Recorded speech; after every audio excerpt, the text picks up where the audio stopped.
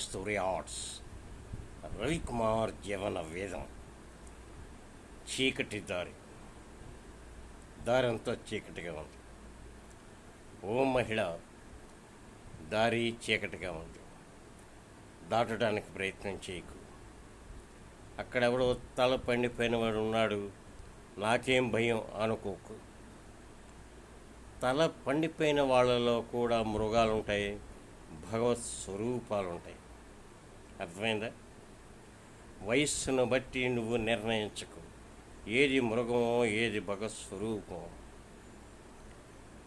ఎవరో నీకు తోడు వచ్చే వరకు, ఓ 2-3 తోడు వచ్చే వరకు ఉండి ఆ చీకటి దారి దాటు. బోధపడిందా నీకు? ఆ చీకటిని దాటాలంటే 2-3 తోడు ఉండాలి. అంతేకాని ఈటివాడు తల పండిపోయింది కదా నువ్వు నమ్మకంతో ముందుకు వెళ్ళకు. నీ మనసు చెప్పినట్టుగా నువ్వు నడు, నీ కాళ్ళకి బుద్ధి చెప్పు. ఇదే రవికుమార్ జీవన వేదం.